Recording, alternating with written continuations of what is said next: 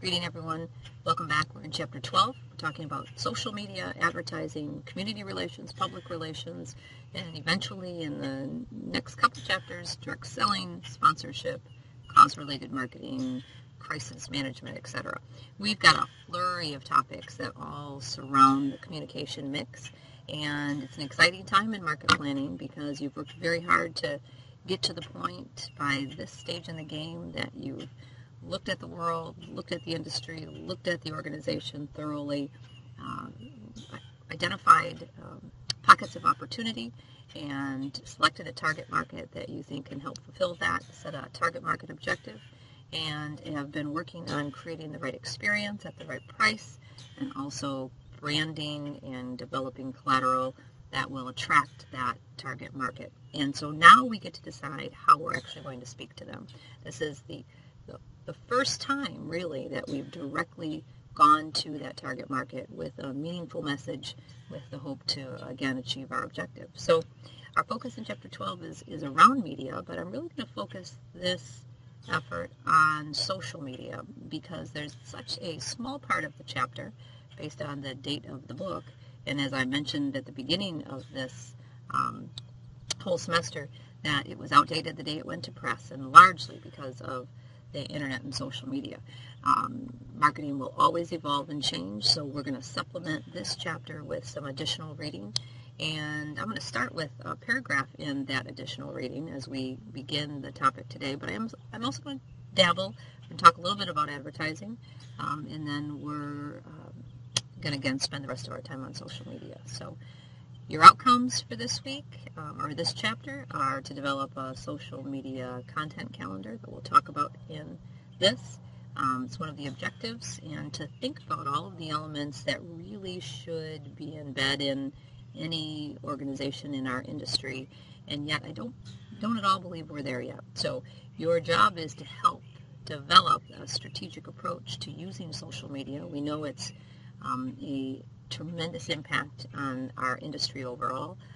We know that travel is hit on the internet more than any other subject area, and we know our organizations are using it. You've done an assessment of what your own organization and their competitors are using with social media, and we're going to use that information and insight to develop a strategy and a tactical plan to communicate via those social channels you choose for your target market. So, having said all that, let me start you off with one of our supplementary reading articles, and this is what they say about social media. The use of the internet and other information communication technologies is leading to a new era for the global economy. Social media continues to grow and increasingly influence many social and economic aspects of the tourism and hospitality industry. Social media is fundamentally changing the way travelers and tourists search, find, read, and trust, as well as collaboratively produce information about tourism suppliers and tourism destinations. Social media is also challenging existing customer service, marketing, and promotional processes throughout the tourism sector, and providing new ways for tourism organizations to re-engineer and implement their business models and operations, such as new services development, marketing, network, and knowledge management. Further, the tourism industry is primed to take advantage of social media outlets, as the industry has long relied largely on destination reputation, consumer opinion, spread of information, and positive word-of-mouth advertising. However, different countries and businesses have different realities regarding social media used for tourism management. On one hand, the importance of online marketing has not been fully recognized in tourism management. It is estimated that only 1.55% of the total destination media expenditure was spent on internet advertising. And in 2010, only 28% of agencies, travel-related agencies, were using social media. So we know there has been a tremendous growth in a short amount of time. It's no wonder our organizations are challenged in that regard. And when we look at where we're at, most importantly, we want to look at how do we become better and better at doing it. So again, we'll talk about some of those models that exist to help us be better in this social media realm. It's an important communication channel. Again, varying channels for varying target markets, and you want to always keep in mind the needs of your target market as you develop this plan. So further, there's a couple articles that I'm asking you to take a look at this week and comment on the discussion board. But I also want to comment on a few other comments that another author, Zing and Gersten, has shared. They say further that social media does provide new means for tourism organizations, including destination marketing organizations, to re-engineer and implement their business models and operations, such as development, again, of those new services, etc. It allows tourism practitioners to provide customized information for the individual traveler, and the integration of social media with more traditional forms of online marketing, along with cooperative promotional initiatives, contributes to an improved destination management partnership. Social media enhances the business website's popularity. And finally, researchers also noticed the differences in using social media in tourism marketing between small and medium enterprises and large companies, partly because smaller companies may have less activities to talk about, but larger organizations are more sophisticated in terms of their development of social media. These authors actually cited the largest literature review they could find on any research done in our industry regarding social media. So all of those individual research studies were looked at, and we're continuing to learn that we're new at this. We are primed to be really good at this, but we have to be more strategic in our approach. Further, one of the articles also suggests and does a great job, two in particular, look at all the literature related to social media in our field. And they look at how it's being used and when. So again, look at those articles. It's part of our understanding for this week. Similarly, while the marketing potential of social media has been widely studied, there is a lack of research looking at the effectiveness of social media used for marketing and management. Generally, social media has been discussed as a strategy alone, thus always failing to find the reasons as to why social media did not increase visitation. So although we're studying how we're using it, we're not yet doing a good job studying how effective it is for our organizations. So this week, as we look at this realm, again, great supplemental reading I'd ask you look at, hot off the press, we like to say, or it's more recent. But let's look at media in general as we wrap our arms around where we're at in the stage of the process and what in particular we want to learn. So first, we want to remind ourselves that advertising is what we pay for. We get media attention because we pay that media channel X amount of dollars to get our word out. So a newspaper advertisement, a billboard, a business card in a church bulletin, right, or an online journal, we're paying those channel providers or those media sources, right, to get attention for our message. When we talk about social media, the beautiful difference is we own this media. We don't have to buy it from anyone. We just have to develop it and manage it and build our own content. It's like we're an editor of our own publications, and we too have to fill the pages of that publication, right? It's no different than if you owned a newspaper and your job every day was to have articles written in all of the sections, right, as an editor. Well, social media is the same way. This is our media. We own it. So we have to fill our editorial content, right, with meaningful things that our readers, we hope, will want to read. It's no different, but we haven't really thought about it like that. And the beauty of it is not only do we own this media and we control it, we also, it's a two-way dialogue media. Where advertising is pushing content, right? We're going to put an ad in a newspaper and it pushes it out to people. We may put an ad on a website, right? A banner ad that also, pushes it back at people. But social media is dialogue-based. And we want to keep that in mind because our organizations still are using it in some level to push content versus engage people in meaningful ways and dialogue with them and get that loyalty built and developed as a result of this powerful media that we own. So again, first time in history really, and it's a different mindset for all of us in organizations because we've never owned our own media in general. We've never owned our own, and we've never had an opportunity to dialogue in this media.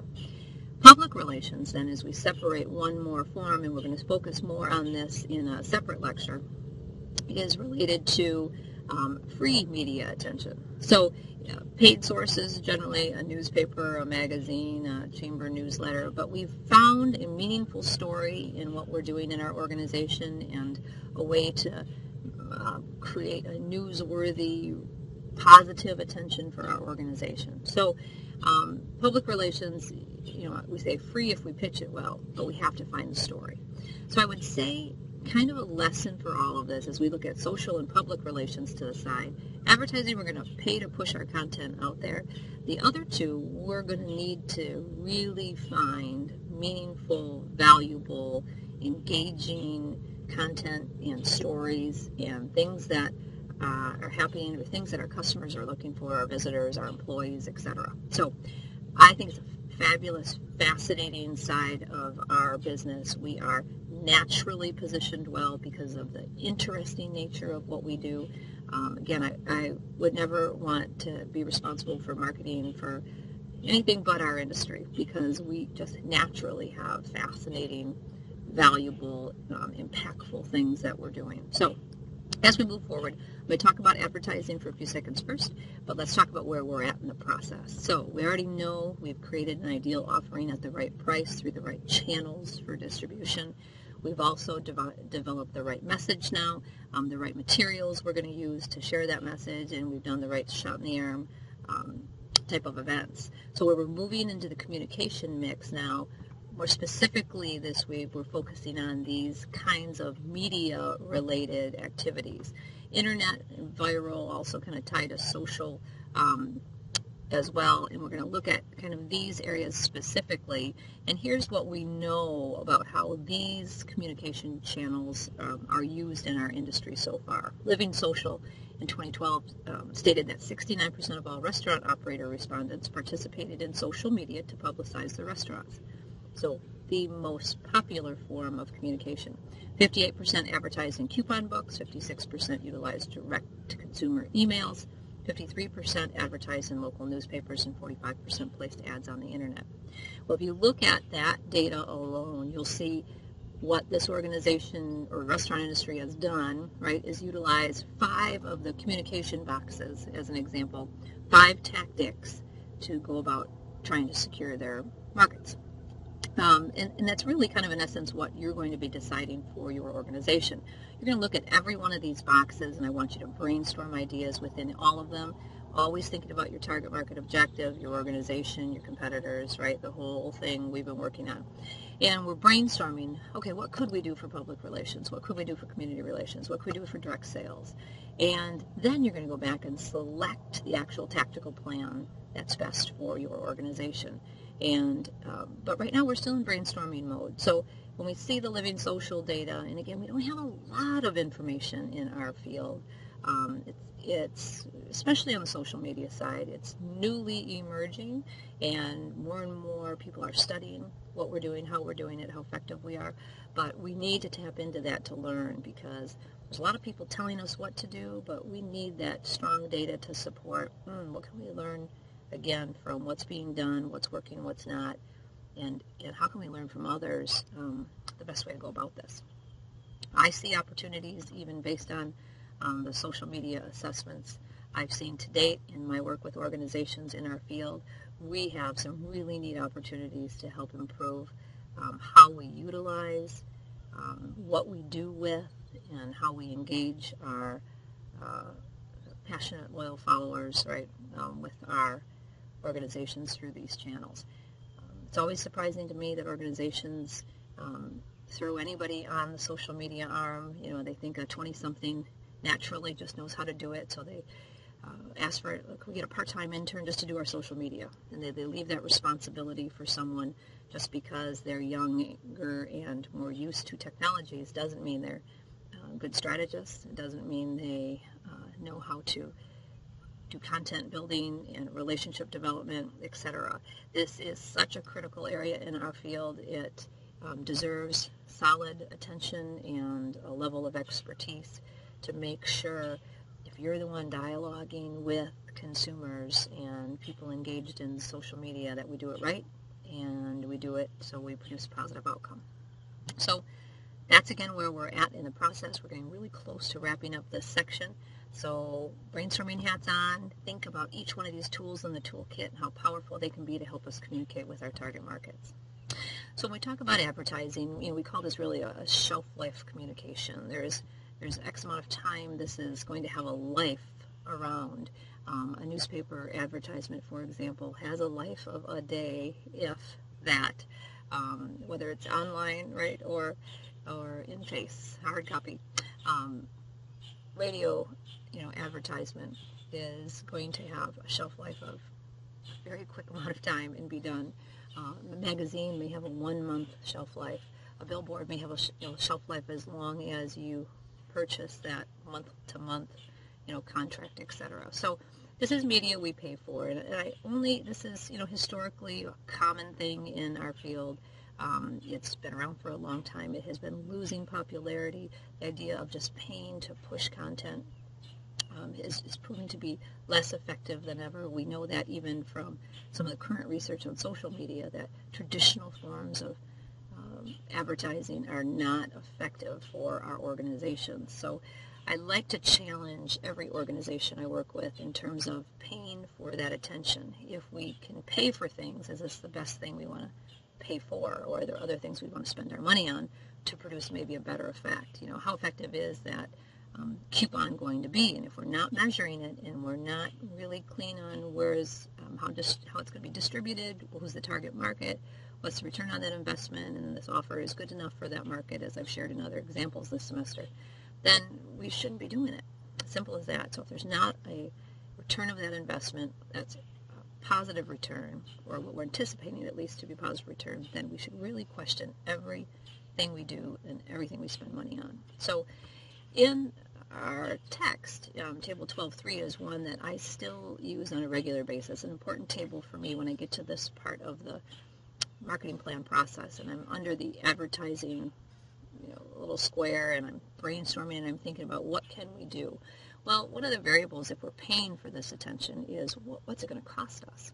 So recognizing by the end of this plan, you too should estimate the costs of all of your marketing mix communication choices. We created a table and looked at what do these items, these traditional advertising vehicles, cost to put an ad in this type of publication or an internet, ad, etc. And what would we be looking at for cost? But the first thing we want to determine is what's the advantage and disadvantage of it. So here you see billboards, television, radio, and the internet, and what's good about this for our markets, and what's bad about this in general. And thinking about the needs of the target markets individually, some make better sense than others, and then certainly there's idiosyncrasies within each one. A television ad only makes sense for, let's say it's my golf course, and I have the traditional high competitive, frequent golfer, 50 years old, white collar, subscribes to Golf Digest, golfs at least 2 to 3 times per week. In season, takes 2 golf trips in the winter season, that kind of golfer. Well, then it makes sense in television. I'm not going to do something on the, a network that isn't related to golf specifically or sports specifically or other places that person is engaged. The news potentially, right? If I know more about that market, I know where to place those ads, and those ads will vary depending on time of day, type of show, because the audience varies. If they have 5 people watching a show, it's not going to cost me as much as if they have 5 million people watching a show. So basic kind of supply and demand ideas. But at least it gives you a sense of what kind of costs that would be incurred. So we want to first look at advantages and disadvantages of each. Here are some other ones: newspaper, magazine, phone directories, direct mail. But we also want to look at those costs related to it. So again, you'll see here in the left-hand column, you have rural, suburban, urban, and national types of costs, and also the boundaries within those costs itself. So take a look at these as you brainstorm that advertising area. Think about paying for that media attention. There are certainly a myriad of other kinds of advertising choices. Your cards the back of those cards have a lot of brainstormed ideas, plus inside your text there's a list of kinds of ideas that you may be able to pick from to determine that. So as we move forward, let me kind of wrap this section quickly and come back to you with a stronger approach just to social media. I'll be right back.